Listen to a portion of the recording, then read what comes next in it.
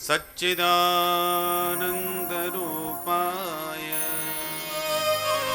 विश्वोत्पत्त्यादिहेतवे तापत्रय विनाशाय श्रीकृष्णाय वयं नमः।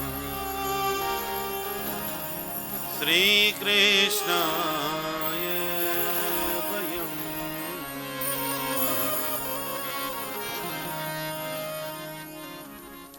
परम मंगलमय भगवत स्वरूप श्रीमद् भागवत महापुराण सप्ताह ज्ञान यज्ञ में विराजमान समस्त वैष्णवजन, भगवत रसिक जन तथा श्रद्धामयी माताएं, भगवान के महद अनुग्रह से यह परम लाभ हमको इस पावन भूमि में प्राप्त हुआ कि हम श्रीमद् भागवत की ज्ञान गंगा में यथाशक्ति गोता लगा सके।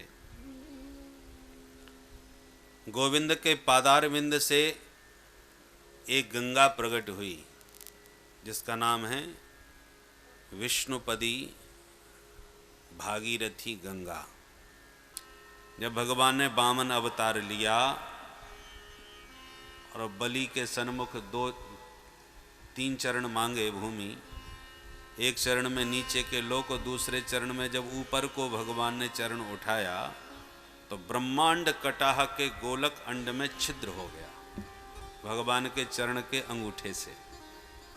तो ब्रह्मांड में जो छिद्र हुआ उससे ब्रह्मांड छिद्र में जो निर्मल जल धारा प्रविष्ट हो गई और वही जल धारा भगवान के चरणों का प्रक्षालन करती हुई नीचे आई और स्वर्ग में स्थित रही।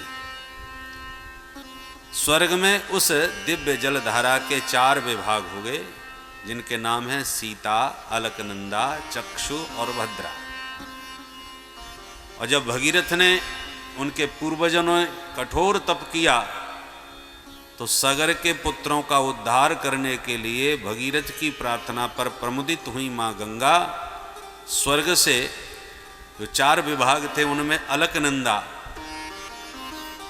भगवान शंभु की जटाओं में आकर के प्रकट हुई और फिर जटाओं में से निकल करके गोमुख से होती हुई ऋषिकेश, हरिद्वार तथा संपूर्ण भारत को पवित्र बनाती तीर्थराज प्रयाग में आईं और फिर वहाँ से होते हुए सीधे कलकत्ता होकर गंगा सागर में पहुँच गई।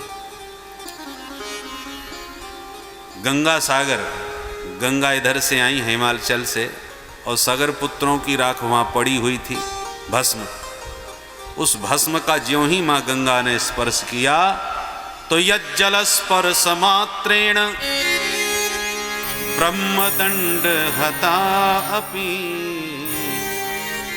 सगरात्मजा दिवं जगमुः केवलम देह भस्म भी। सगरात्मजों के देह के भस्म का स्पर्श करके मां गंगा ने सबको ब्रह्मदंड से मुक्त करके परम धाम का अधिकारी बना दिया। तो जीव के समस्त पापों का प्रक्षालन करने वाली है भगवान की चरणों से प्रकट हुई भगवती गंगा, जो भागीरथी गंगा के नाम से जानी गई क्योंकि भगीरथ प्रयास से ही वो प्रकट हुई, इसलिए भागीरथी कह गई। भगवान के अनुग्रह स्वरूपा रामचरितमानस के अनुसार राम भक्ति सुरसरी है। राम जी की भक्ति का प्रतिरूप है भागीरथी। राम भक्ति जह सुरसरी धारा, परंतु वो राम भक्ति सुरसरी में स्नान करके, देव सरिता इसका नाम है ना, इसलिए सुरसरी कहा। ये देवताओं की दिव्य नदी है। परंतु अब गांव के वासी गंगा नहाने कैसे जाएं, कब जाएं, तीर्थ यात्रा कोई इतनी सरल नहीं होती, तीर्थ यात्रा सबके लिए उतनी सुगम नहीं होती, क्योंकि तीर्थ यात्रा तब संभव होती है पहले तो शरीर स्वस्थ हो। रोगी बीमार व्यक्ति क्या यात्रा कर पाएगा? तो पहला तो स्वास्थ्य बढ़िया हो, पर केवल स्वास्थ्य से काम नहीं चलता, थोड़ी सी संपत्ति भी हो, खर्चा पानी तो होता ही है। टिकट लेना पड़ेगा और फिर वहाँ जा कर के जब किसी तीर्थ में जाओगे तो तीर्थ पुरोहितों को भी कुछ देना पड़ेगा। ये तो तीर्थ पुरोहित कहेंगे ये कैसा जजमान आया, वर्षों में तो आया और कुछ नहीं लाया। तो कुछ चाहिए, स्वास्थ्य भी चाहिए, थोड़ी संपत्ति भी चाहिए और श्रद्धा भी पूरी चाहिए। तो श्रद्धा स्वास्थ्य संपत्ति का समन्वय हो तो हमारी तीर्थ यात्रा सफल हो। पर जो नहीं जा सकते उतने दूर, न तो स्वास्थ्य साथ दे रहा है न जेब साथ दे रही है, तो हम कैसे गंगा में? श्रद्धा तो खूब है पर शरीर साथ न दे तो कैसे जाएं? तो भगवान ने जीवों पर अनुग्रह करने के लिए चरणों से भागीरथी तो प्रकट कर दी, जो सबका पाप धोने वाली है, पर उसके लिए गंगा में जाना पड़ेगा। गंगा जी आपके गांव में नहवाने के लिए नहीं आई। और इसलिए भगवान ने और जीवों का कल्याण करने के लिए, उसके कल्याण को और भी सहज सुलभ करने के लिए अपने मुखारविंद से एक धारा को प्रकट किया, जिसका नाम है भागवती गंगा।